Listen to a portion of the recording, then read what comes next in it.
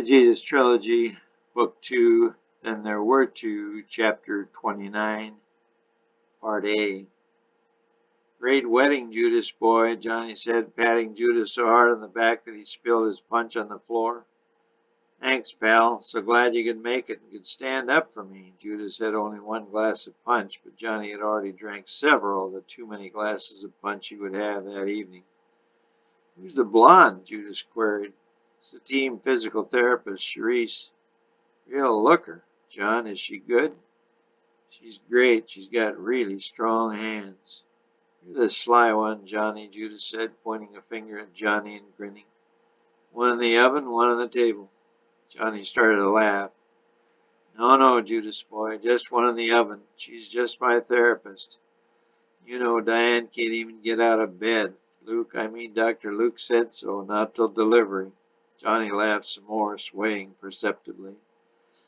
I bet that chenille gives a great massage, bro, Judas said. Sure does. Maybe I can get one sometime. Sure, just let me know. Then after a moment he added, but now that you're a married man, you're kind of out of commission. Kinda, Judas said, her eyes smile coming to his face. You know, a guy can get real lonely when his girl is away or pregnant or something. Yeah, I know. Dr. Luke put Diane to bed a month ago. I'm going crazy. No love for a month. That's your own fault. I'm sure that therapist could take care of you, Red.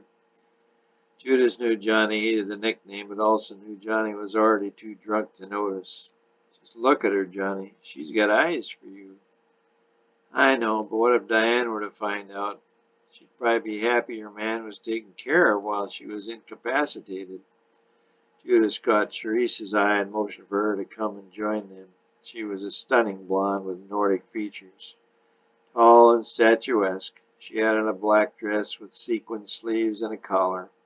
It was low cut, full length, and slid up the left side all the way to the hip. Johnny put his arm around her bare shoulder and squeezed. Charisse, this is Judas, a newly married man. Judas, this is Charisse. Johnny swayed as he spoke, and Charisse steadied him with her strong hands. Pleased to meet you, Judas, she said as she stepped forward and kissed Judas full on the lips. Hey, Charisse, he's a married man, Johnny said, clearly jealous. Yes, happily married for 2 hours now, but my buddy Johnny here has got a little problem. Oh, what might that be? He's very lonely and he'd really like you to help him out. You know what I mean. Cherie stepped through the opening. I'm sure I can take care of him. Are you ready for your treatment, Johnny? He's ready, Judas said, smiling. Now you two run along. I can't stand to see any of my friends lonely. With that, the strong arm of Charisse guided her prey out into the cool night air. The air cleared Johnny's mind enough to be completely enamored by Charisse, but not enough to realize he should head back inside. They walked down the path that had led behind Gentile's house to a white gazebo adjacent to a large pond. There were a few other couples walking in the dim light. The happy couple sat down on a bench next to the pond, some 10 yards from the gazebo. Charisse began to massage Johnny's right knee, the bad one, with her sinewy but soft hands. How's the knee, my love? She hadn't used that kind of language with him before, but she had wanted his gorgeous muscular body ever since she met him that day in the locker room. She had been with several of his teammates, but this was the guy she wanted. He was the star, rich and strong, an irresistible combination, and she knew she had the ability to keep him that way. But for that favor, she required something in return, and as on any other night, Charisse got exactly what she wanted. So you may soon be running the show for old Ching. I already am, Ab said. Barabbas was all ears. Ching wouldn't let anyone but his son take over, would he?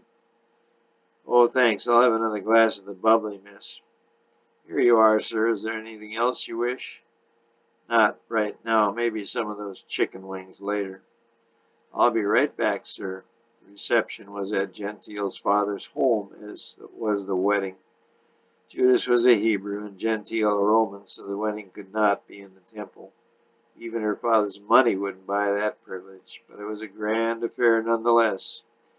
Everyone who is anyone was there. So you were saying? Barabbas asked again. Oh, yes, the old man is tired. He was a contemporary of my father, you know, Ab said, a clear tone of pride in his voice. Really? But his son was no good. Drugs, liquor, women, you name it. Not just street drugs, real opium. There is what is called an opium den down in Chinatown in South Jerusalem. Near the warehouse area? So I hear. Well, anyway, Ching Lo spends a lot of time down there, days and nights. Not good for running Ching Lin's empire. No. So? So I run the company by default. Must be a lot of responsibility. Yes. What all is Ching into? Oh, he's into many different business ventures. Is he looking for any new ventures? Only if it makes a profit, Ab said quickly, then added, we're always looking for new ventures, but they must make a profit. Well, is this your wife? My fiancé, Dorian. Dorian, this is Abdullah. Oh, you are the gentleman that escorted Mary. Yes. He looked across the crowded room in Mary's direction. She was talking to Elizabeth. They were seated together at a small table, each with a cup of tea. But Mary's gaze, as if by magic, caught Ab's gaze, and they smiled at one another. She is such a sweet lady, he said to Dorian.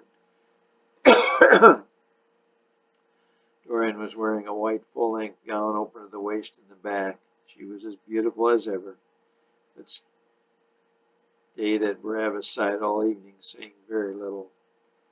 As I was saying, Barabbas said, I may have a proposal for you. Okay. It has to do with the Roman government. Dorian squeezed his arm. Those crooks, neither Ching or I will have anything to do with them. It wasn't the exact response Barabbas was looking for. He squeezed Dorian's hand in return. She slid her hand down on his buttocks and squeezed him back. That's good, baby, she thought.